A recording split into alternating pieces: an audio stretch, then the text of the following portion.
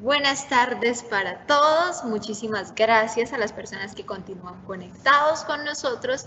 Gracias y mil gracias a nuestros patrocinadores. Gracias a ellos también podemos llevar a cabo estos eventos en el marco de la Fiesta del Libro de Cúcuta 2020, esta vez desde la virtualidad. Gracias porque ellos son pieza fundamental para poder estar con ustedes conectados, compartiendo historia, memoria, poesía y muchas cosas más en la Fiesta del Libro.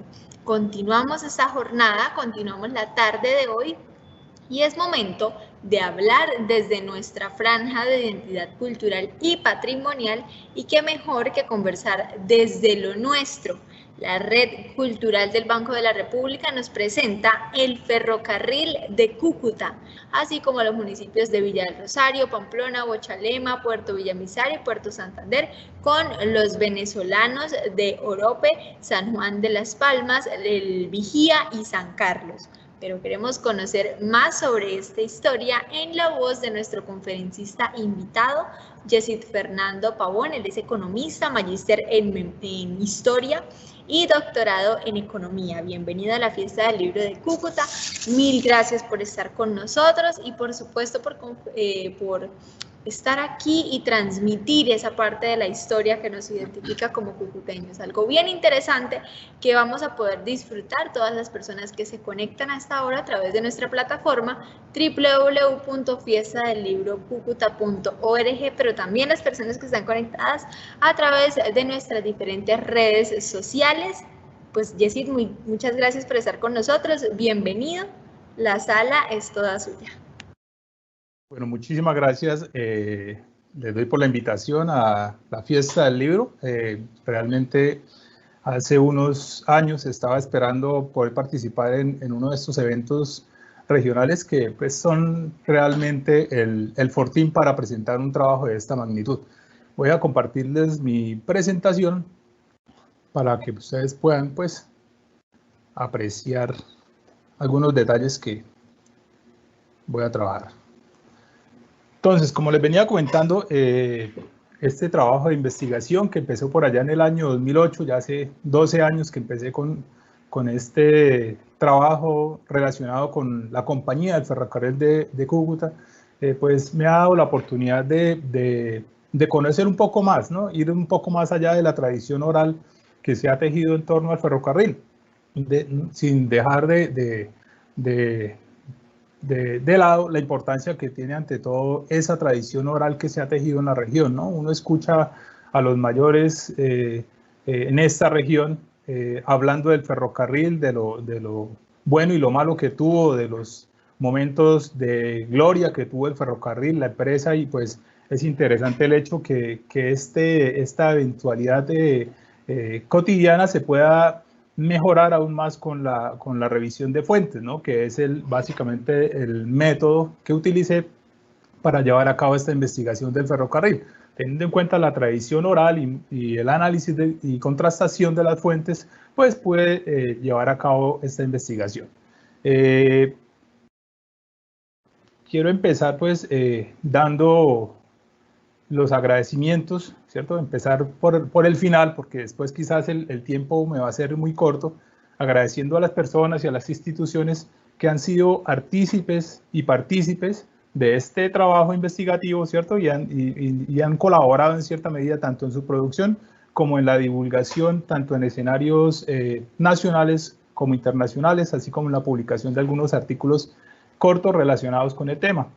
Y particular darle las gracias a la Escuela de Historia de la Universidad Industrial de Santander, ¿cierto? Al doctor Armando Martínez Garnica y todo su equipo de trabajo, darle las gracias a la Red Cultural del Banco de la República, gestora de este proyecto, ¿cierto? De divulgación de este proyecto, especialmente a Neil Alberto Barrientos, darle las gracias a la Fiesta del Libro, a Tania Manzano, a la Academia de Historia del Norte de Santander, que hace una década, pues, me sirvió de soporte investigativo con fuentes de primera mano, a la Universidad Santo Tomás, ¿cierto? Lugar donde presto mis valiosos servicios como profesor del Departamento de Humanidades, a la Biblioteca Nacional de Colombia, bueno, y a todos los demás entes que han participado de esta producción. Antes que nada, hay que mencionar algunos asuntos particulares relacionados con la empresa del ferrocarril de Cúcuta, ¿cierto? Ella tuvo un origen que inicialmente se debió al comercio y a la producción de café, que en ese entonces estaba en apogeo en la región fronteriza, ¿cierto? Ahí se pueden ver una imagen donde básicamente se muestra cuál era la producción de café que se venía gestando desde ese entonces, gracias al trabajo que algunos cultivadores de Venezuela originalmente y posteriormente de Cúcuta, pues tuvieron a bien para aumentar la producción del café, ¿cierto? Esa producción del café, pues originalmente se puede decir que se debe al impulso de granjeros y de cultivadores locales allá en Venezuela, en la región de Rubio, ¿cierto? Y fue precisamente en esa región, en la hacienda La Yerguera de Gervasio Rubio, donde se empezó a cultivar el café con aras de comercializarlo, ¿cierto? Más adelante, pues, ese cultivo logra traspasar la frontera hacia Colombia y pues empieza ese proceso de consolidación del cultivo y comercio del café en la frontera, ¿cierto? Inicialmente, pues, se dio en el estado Táchira y de ahí pasó al departamento norte de Santander, ¿cierto? En este estudio también se aborda el periodo histórico comprendido entre la formación de la Compañía del Camino a San Buenaventura y el nacimiento y funcionamiento de la Compañía del Ferrocarril de Cúcuta, hasta mediados de la década de 1950, pues cuando fue liquidada la empresa, ¿cierto? Inicialmente también hay que mencionar que el desarrollo de las vías de comunicación acá en Colombia y de los medios de transporte durante el siglo XIX se caracterizó por su precariedad, ¿cierto? Los abruptos senderos y los caminos a través de las cordilleras y los ríos navegables como el Magdalena, pues fueron las principales arterias para empezar esa actividad comercial. Los proyectos viales más urgentes e idóneos para el país tropezaron con muchísimos obstáculos y cuenta de ello pues, fue quizás el hecho de la implementación de los ferrocarriles y la construcción del Canal de Panamá, ¿no? Que tuvo sus propias historias. Y a partir de la segunda mitad del siglo XIX se empezó a acelerar la actividad comercial al interior del país con destino a la exportación. Entonces, fíjense que en el caso de los ferrocarriles, hablando a nivel Colombia, no tuvo como función principal integrar el mercado interno nacional, sino tratar de buscar vías de comunicación hacia el exterior, ¿no?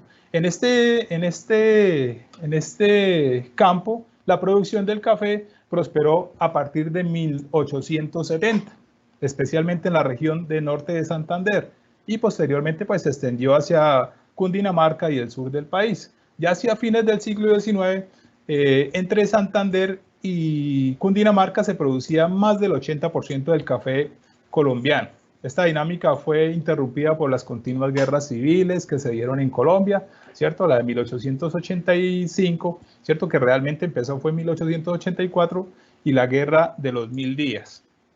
Cuando Norte de Santander formaba parte del Estado soberano, en esta región se dio un proceso de expansión económica que involucró directamente los sectores agrario, industrial, comercial y financiero. Y en este contexto, precisamente el cultivo de café hizo una posible y rápida inserción a la economía regional en el ámbito nacional y en el ámbito extranjero. El cultivo del café se empezó a expandir por esta región fronteriza y gradualmente vitalizó la economía y las relaciones comerciales entre el departamento norte de Santander y la República de Venezuela, como ningún otro producto pues en ese momento logró hacer. El auge comercial de la frontera, derivado de la consolidación y el comercio de importación de todo tipo de mercancías hacia la región por la ruta del lago de Maracaibo en Venezuela, creó la necesidad de establecer una vía que facilitara el transporte de grandes cargamentos hacia el lago por la vía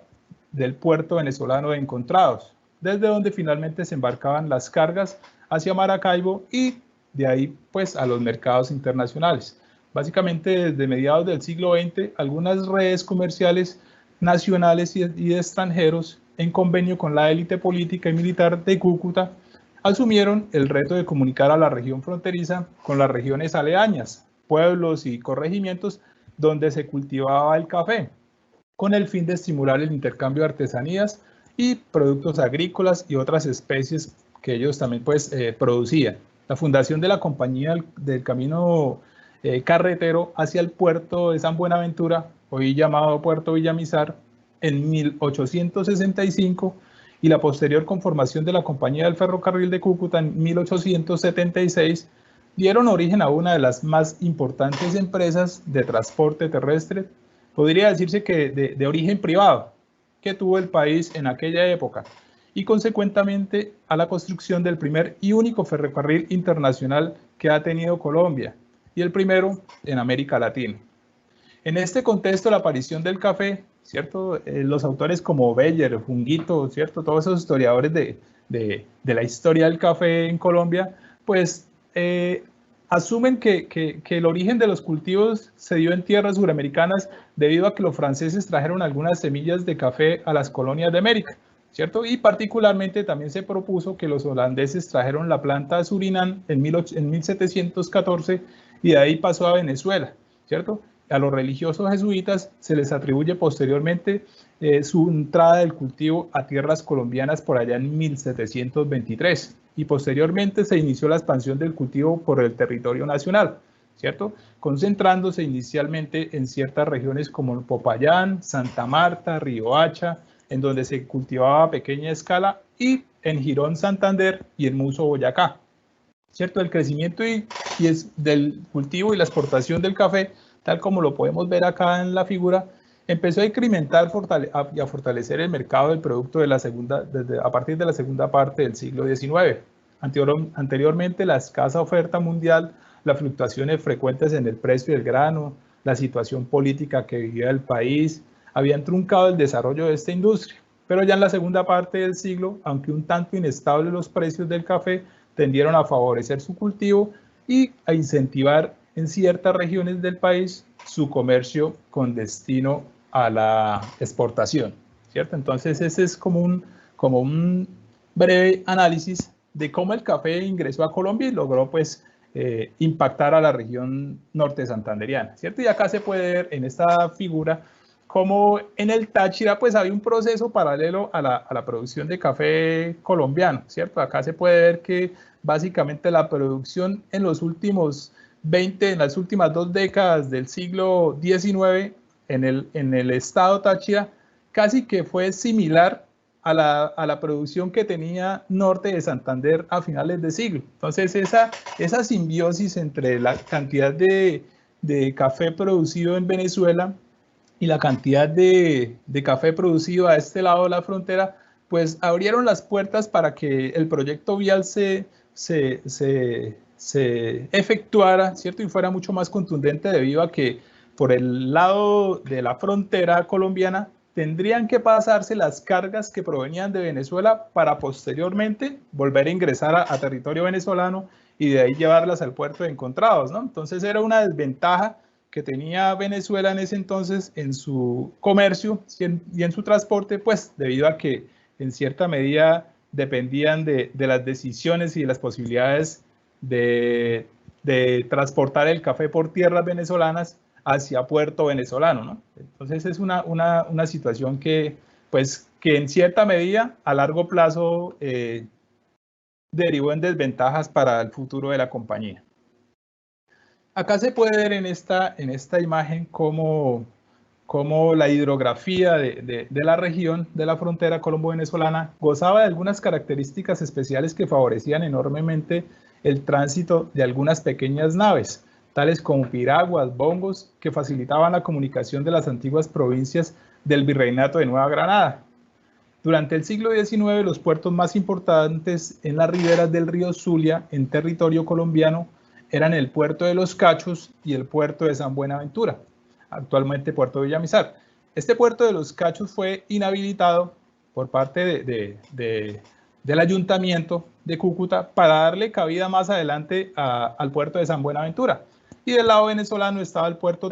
Antes que los ferrocarriles tuvieran impacto en la región, fueron los ríos realmente las arterias del comercio para esta región, ¿cierto? Y del otro lado de la construcción de los primeros caminos, a ambos lados de la frontera, se iniciaron coincidencialmente, según algunos registros, que llevó a que se trazaran ciertas rutas que pretendieron converger en algunos sitios de interés común, tanto para comerciantes colombianos como para comerciantes venezolanos. Bueno, de hecho, el comercio binacional que en ese entonces estaba gestando a través de las casas comerciales que existían a ambos lados de la frontera, pues son el reflejo de que esta élite de comerciantes fueron los que en cierta medida desde un inicio programaron la construcción de estos senderos y posteriormente del camino y del ferrocarril, pues dado que las casas comerciales se encontraban en ciertos puntos estratégicos, ¿no? Entonces el hecho de comunicar el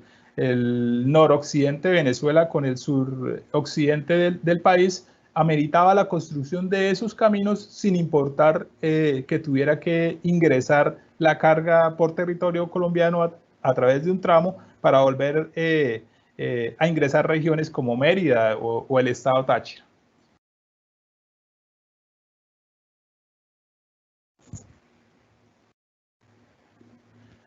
Bueno, a la hora de hablar de ferrocarril también hay que iniciar hablando de la conformación de la Compañía del Camino Carretero hacia San Buenaventura, ¿cierto? Hoy día Puerto Santander, ¿cierto? Entonces, inicialmente se puede mencionar que el privilegio de construcción de ese camino se le dio inicialmente a don Juan Aranguren, quien firmó un contrato con José María Villamizar y Gallardo, presidente del Estado Soberano de Santander, mediante el cual se le dio el privilegio para abrir una vía carretera y de herradura entre Cúcuta y el puerto, ¿cierto? Eso fue más o menos el 27 de marzo de 1865. Curiosamente, 3 días después de haber sido concedido el privilegio al señor Aranguren, ¿cierto? Es decir, primero se le dio el privilegio y después se sacó la licitación pública de construcción del camino, ¿cierto?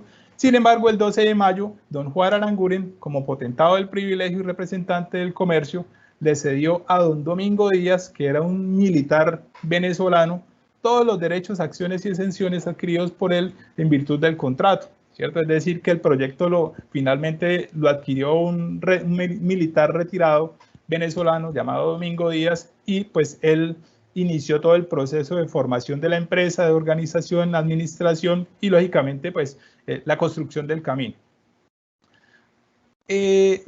Acá aparece una lista de los accionistas que en ese entonces iniciaron el proyecto de construcción del camino carretero hacia San Buenaventura, que pues, básicamente tuvieron un presupuesto de 450.000 pesos, de los cuales la tercera parte, es decir, 150.000 pesos, le correspondía por derecho propio al ayuntamiento del distrito, ¿cierto? Es decir, ellos sacaron 12 acciones y pues de las 12 acciones, la tercera parte le pertenecía al ayuntamiento del distrito y las otras acciones fueron vendidas a cada uno de los socios que ustedes pueden apreciar, ¿cierto? La compañía se comprometió a que en un plazo de 8 años, contados desde el día en que se iniciaron los trabajos, ya estaría el camino totalmente abierto y construido con todos las maquinarias, las plataformas, los muelles que se requerían para el transbordo de mercancías. La carretera debería estar apta para el tráfico de carros cargados y las bodegas se tenían que construir en el lugar que sirviera de puerto, escogiendo el paraje pues, más apropiado y que fuera más seguro para las cargas. Pero dentro de las opciones iniciales de este grupo de socios estaba precisamente que sobre la vía del camino carretero se tendieran más adelante los rieles de un ferrocarril, ¿cierto? Inicialmente se pensó que ese ferrocarril podría ser por fuerza de sangre, ¿no? Y a la hora de consultar la fuerza de sangre, pues no es más que la fuerza de tracción causada por los animales o la fuerza de tracción animal. Es decir, inicialmente se pensó en un ferrocarril que fuera alado por animales, ya sea bueyes o caballos, ¿cierto? Para tratar de iniciar este proyecto, ¿cierto? Pero para ese entonces, el furor de los ferrocarriles en Estados Unidos, de hecho en 1866 se funda la primera gran empresa de ferrocarriles de Estados Unidos Y acá a este territorio suramericano estaban llegando noticias de que los países estaban implementando ese tipo de ingeniería civil, ¿cierto? Y entonces fue en ese momento cuando se pretendió, en vez de pensar en la fuerza de sangre, pensar en ferrocarriles alados por locomotoras con mayor fuerza, ¿cierto?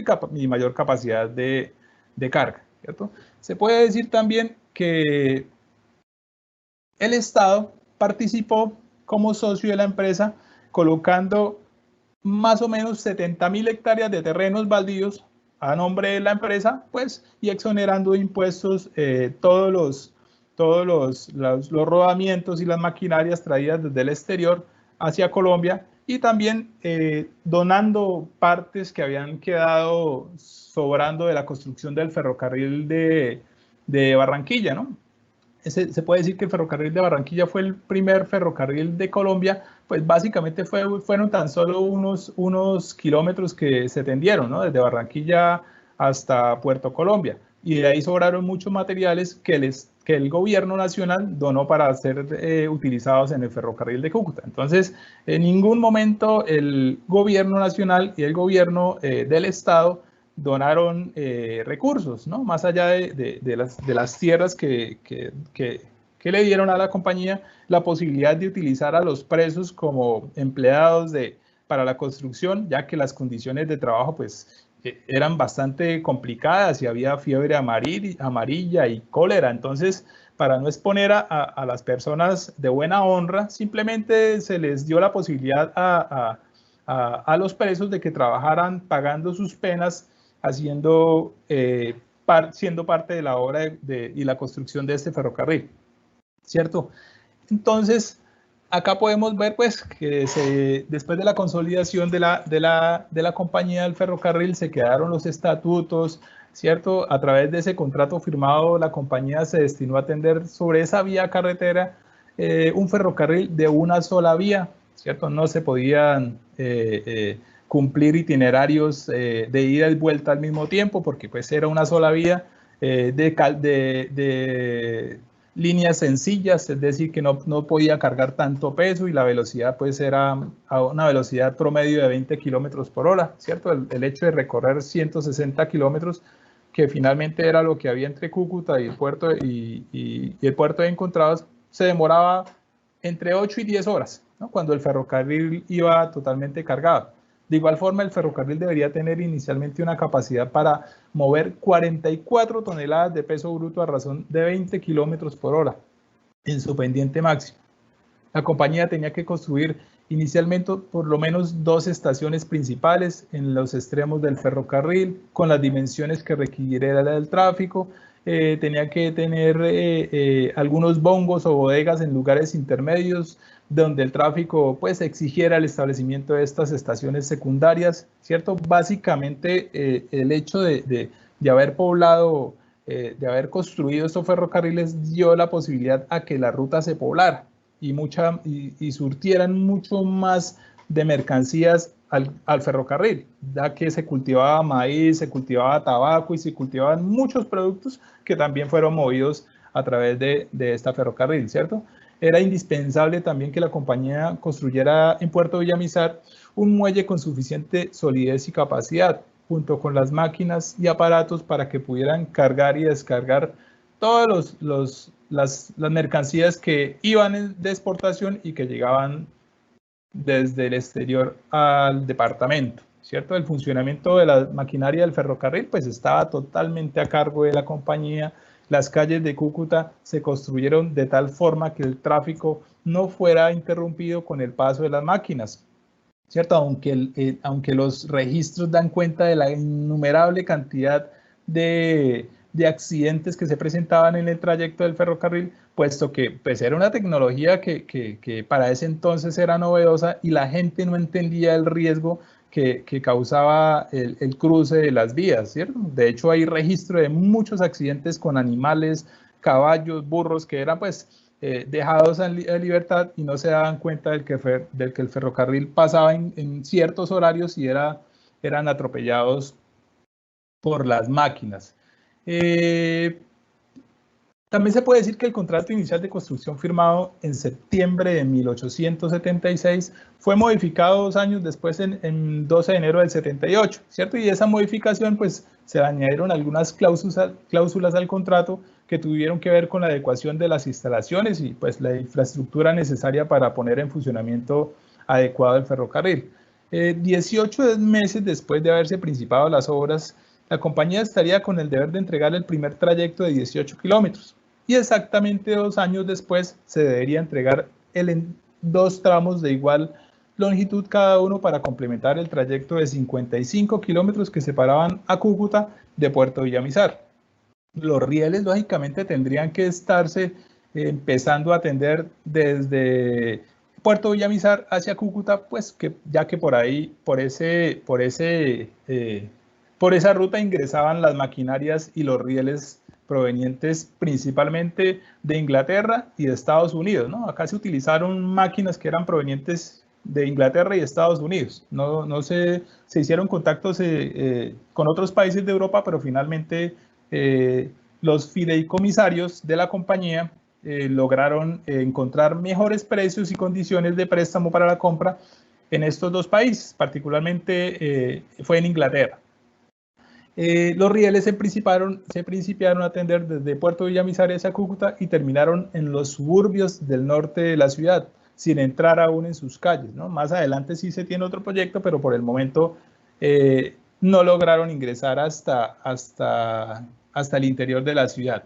Los trabajos de construcción de la vía férrea que iniciaron en 1878 tropezaron con muchísimas dificultades: la falta de recursos, la insalubridad del clima, los obstáculos inherentes a una obra novedosa, la falta de obreros, ¿cierto? La mortandad de obreros, las guerras civiles, las crisis económicas que fueron innumerables en el devenir de la empresa. Entonces, todos estos impedimentos no lograron que el proyecto siguiera avanzando. Por el contrario, cada vez que se presentaban ese tipo de inconvenientes, la junta de accionistas de la compañía buscaba recursos, ¿cierto? A veces eran los mismos socios quienes colocaban sus propios recursos para poder llevar a cabo este proyecto.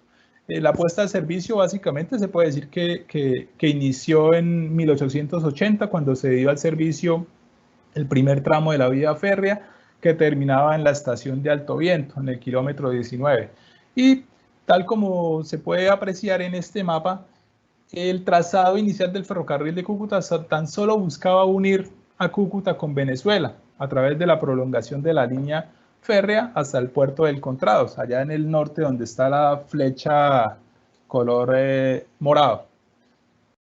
Sin embargo, más adelante la extensión de las líneas se fue ampliando a medida que se emprendieron otros proyectos. Entonces, ya después vamos a ver que con el tiempo la misma compañía le propone al ayuntamiento y al gobierno nacional que se amplíen las vías para darle más cabida a la carga que estaba en el norte del departamento, en el sur del departamento, y también darle cabida a la carga creciente que era trasladada hasta la región de San Cristóbal, al estado Táchira, ¿cierto? Sin embargo, por allá en 1885, pero realmente fue en 1884 cuando se inicia una enredada elección del presidente del Estado Soberano de Santander y se presentó un alzamiento armado de los liberales radicales contra la nueva alianza bipartidista regional. En este evento, los radicales Daniel Hernández y Fortunato Bernal combatieron contra Solón Wilches. Desde el 6 de junio hasta el 31 de diciembre de 1885, la compañía fue apropiada o expropiada por el Gobierno Nacional de Colombia para el tránsito de tropas y pertrechos que serían utilizados para combatir a los rebeldes, retardando la construcción del tramo final. Y finalmente se puede decir que en mayo del 87 se abrió provisionalmente el tránsito de toda la línea y en junio se hizo la entrega oficial de las obras del ferrocarril. Se puede decir también que la compañía inició su actividad sobre el recorrido completo con 5 locomotoras, 2 vagones de primera clase, 4 vagones de segunda clase, 16 vagones cubiertos para carga, 2 vagones descubiertos para transportar animales, góndolas, 5 plataformas grandes y pequeñas, 14 carros para el movimiento de tierras de las obras. Bueno, era una cantidad de infraestructura necesaria para poder trasladar tanto a empleados y carga al mismo tiempo y seguir construyendo la vía. Hasta ese entonces la empresa había gastado 1.632.000 pesos en la construcción de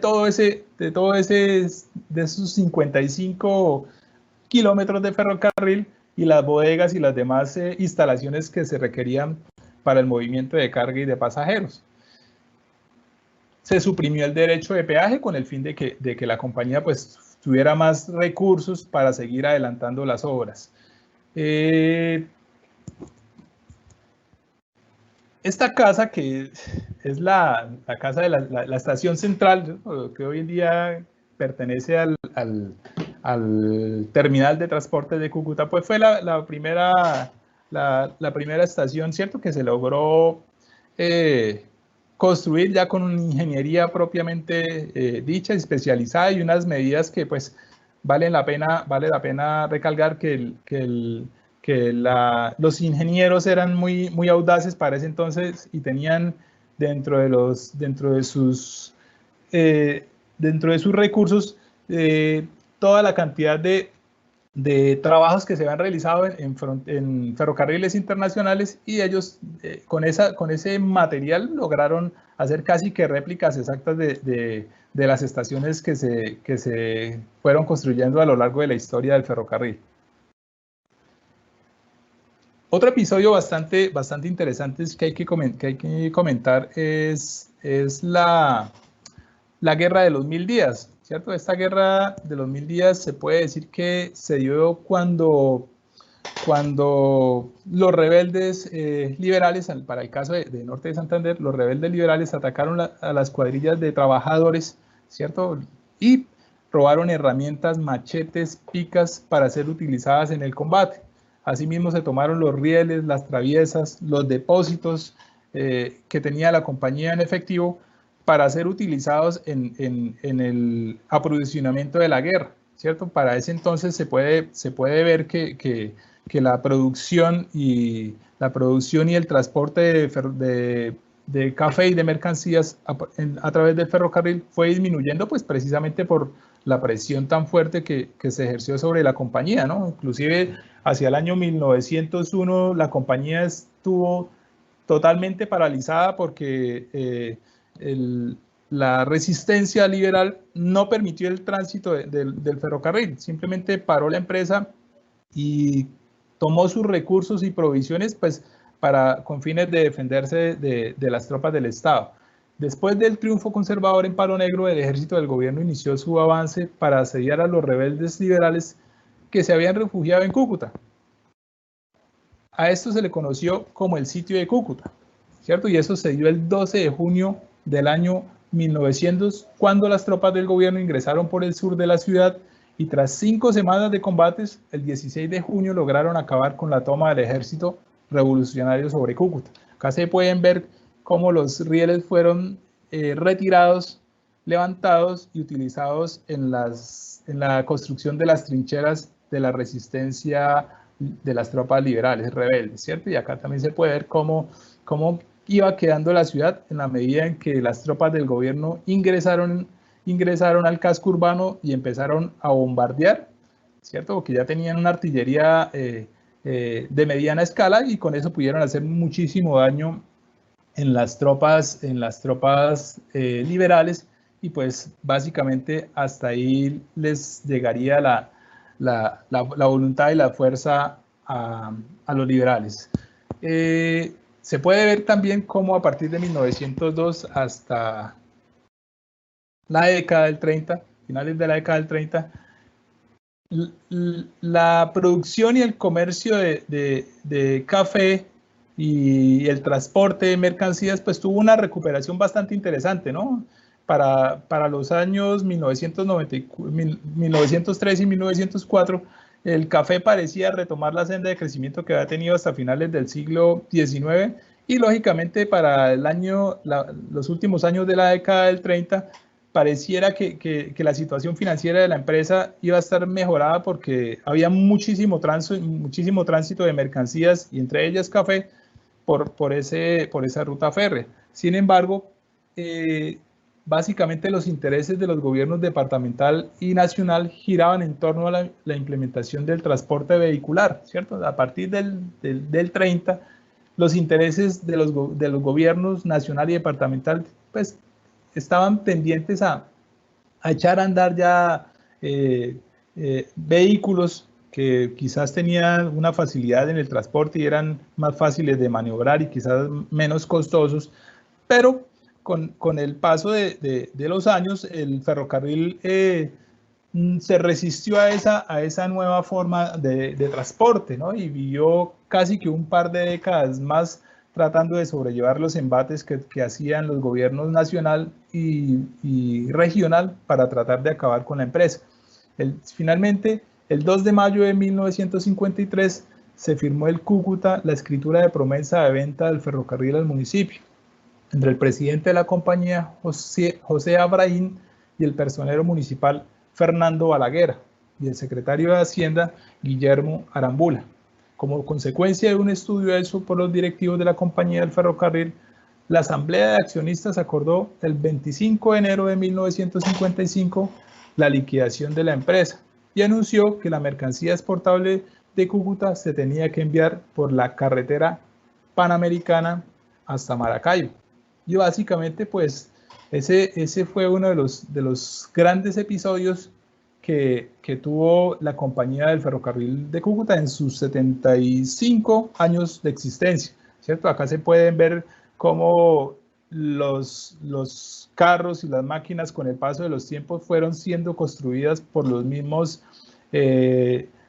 trabajadores de la empresa del ferrocarril en sus talleres, ¿cierto? Ellos copiaron la tecnología de estos carros y solamente importaban algunas maquinarias y algunos rodamentos para poder construir este tipo de vagones y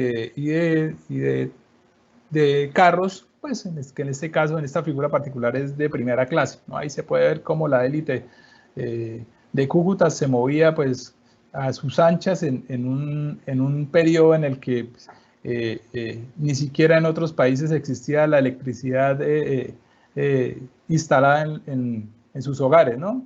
En 1893, Cúcuta ya tenía línea de telégrafo y línea de teléfono, gracias a la gestión que adelantó la compañía del ferrocarril de Cúcuta. También tuvo el primer sistema de salud público de esta región, pues debido también a la gestión de la compañía del ferrocarril de Cúcuta. Pero una ciudad y un momento histórico muy adelantado a su época, ¿cierto? Mientras otras regiones del país aún no habían implementado ni siquiera las autopistas o las carreteras, ya en Cúcuta existía toda una tecnología que daba respuesta a las necesidades del comercio y de la ciudad. Y se emprendieron otros proyectos, ¿cierto? Otros proyectos que ellos llamaron las anexidades. Estas anexidades básicamente fueron el tranvía, fue el ferrocarril del sur, el ferrocarril de la frontera y la prolongación del ferrocarril de Cúcuta hacia la frontera por la vía de Encontrados, ¿cierto? Entonces, básicamente se puede tener en cuenta que el 30 de abril de 1889 se entregó el tranvía urbano, ¿cierto? Una tecnología que pues para el entonces causaba cierto malestar en la población porque no tenía los carros del tranvía no tenían luz eléctrica, sino eran alumbrados por antorchas, y eso producía gran cantidad de accidentes y muchísimas quejas de las personas, porque la ciudad básicamente quedaba ennegrecida cuando un carro del tranvía transitaba por la ciudad, ¿cierto? Este tranvía urbano que se inauguró el 30 de abril de 1889 duró hasta 1941 y su línea se extendió hacia el extremo sur de la ciudad. Por su parte, el 22 de junio de 1897 se concluyó la extensión de las líneas férreas hasta la ciudad fronteriza de San Antonio, famoso ferrocarril de la frontera, ¿cierto? Estas líneas sirvieron para mover tanto carga como pasajeros en ambos sentidos y por lo tanto reunió las condiciones para que fuera una sociedad un tanto más avanzada que el resto de la sociedad colombiana, por cuanto fue el único y el primero y el único ferrocarril de carácter internacional que se ha tenido en América Latina, ¿cierto? Eso fue uno de los grandes logros que también tuvo la compañía. Aquí se puede ver cómo la línea férrea pues atravesaba la ciudad y tenía sus propias estaciones. Ahí se puede ver también cómo la ciudad fue construida para darle respuesta a las necesidades de transporte de carga y de pasajeros que surgieron ya desde inicios del siglo XX. Otro de los proyectos que se realizaron fue la prolongación del ferrocarril hacia el sur, ¿cierto? El ferrocarril hacia Pamplona, hacia la región de Pamplona, hacia el interior del país.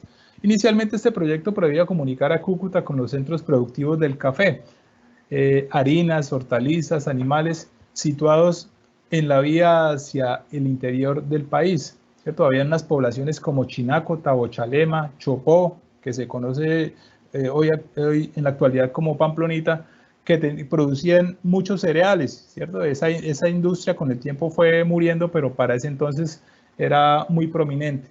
La construcción de este ferrocarril del sur inició en 1921 y en 30 de diciembre de 1929 se terminaron los trabajos que llevaron la línea hasta la estación de Tescua, lo que hoy conocemos como el Diamante, ¿cierto? En carreteras nacionales. Este proyecto cautivó el interés del gobierno nacional y la idea era extenderlo hasta Pamplona y de ahí unirlo con un ferrocarril que posiblemente llegara hasta Bucaramanga o en su defecto uniera a norte de Santander con Boyacá por la vía Málaga-Capitanejo, ¿cierto? Que es una de las carreteras que actualmente existen.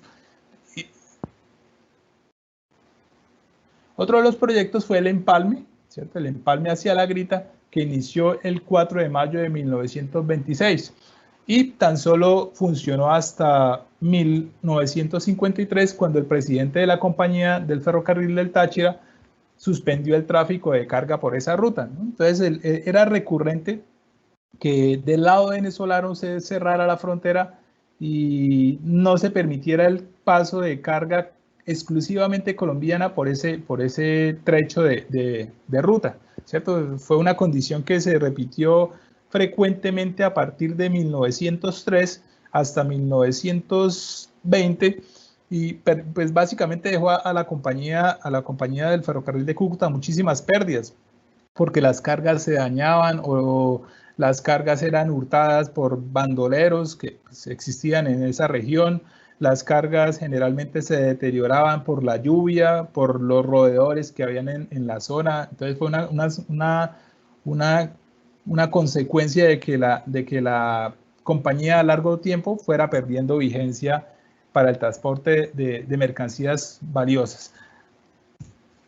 Acá se puede ver también otras imágenes que recrean cómo fueran las bodegas de la compañía en el extremo de Asia Encontrados y la cantidad de carros que eran utilizados, maquinarias, el movimiento de pasajeros, ¿cierto? Ese era el retrato de la época, ¿no? El ferrocarril, pues, es como si en la actualidad un tren bala existiera en la región y comunicar a los municipios más lejanos, ¿no? Era algo así por el estilo, teniendo en cuenta pues que era difícil encontrar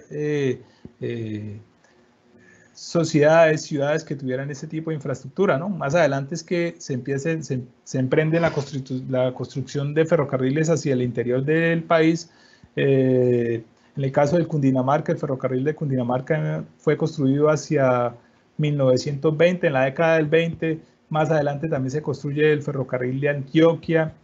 Se emprenden ese tipo de proyectos que pues logran mover gran cantidad de carga, pero tenían otras motivaciones diferentes a las de la compañía del ferrocarril de Cúcuta. Bueno.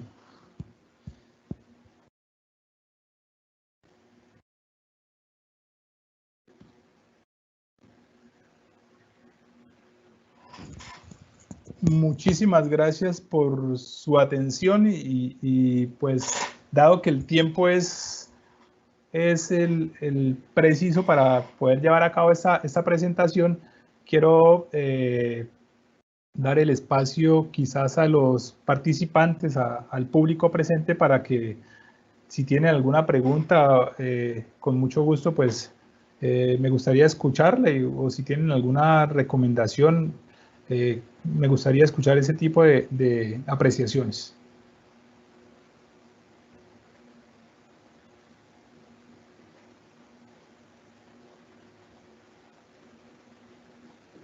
Muchísimas gracias, Yesid, por compartir con nosotros en este espacio. El interés cultural para nuestra ciudad es invaluable. Muchísimas gracias a quienes compartieron en este diálogo, las personas que están conectadas con nosotros en torno pues al patrimonio de nuestra región. Los invitamos a participar en nuestras redes sociales. Recuerden que estamos en nuestra plataforma de la Fiesta del Libro, que es www.fiestadelibrocucuta.org. También estamos en Facebook como FLIC Cúcuta o Fiesta del Libro de Cúcuta. Recuerden también seguir nuestras redes sociales de la corporación. Estamos como Corporación Cultural Biblioteca Pública Julio Pérez Ferrer. Tú lo dices, el tiempo es muy corto. Ya estamos pendientes de la siguiente actividad, así que mil gracias a ti, Yesid, por participar, a las personas que están conectadas con nosotros y a quienes hacen posible que se realice esta fiesta del libro de Cúcuta. Muchísimas gracias a ustedes por la invitación y espero pues en algún otro momento quizás explicar algunos otros episodios que por cuestiones de tiempo fue imposible contarles, ¿cierto? Ya que al interior hubo muchas cuestiones políticas y conflicto de intereses que quizás harían parte de otra charla. Muchísimas gracias.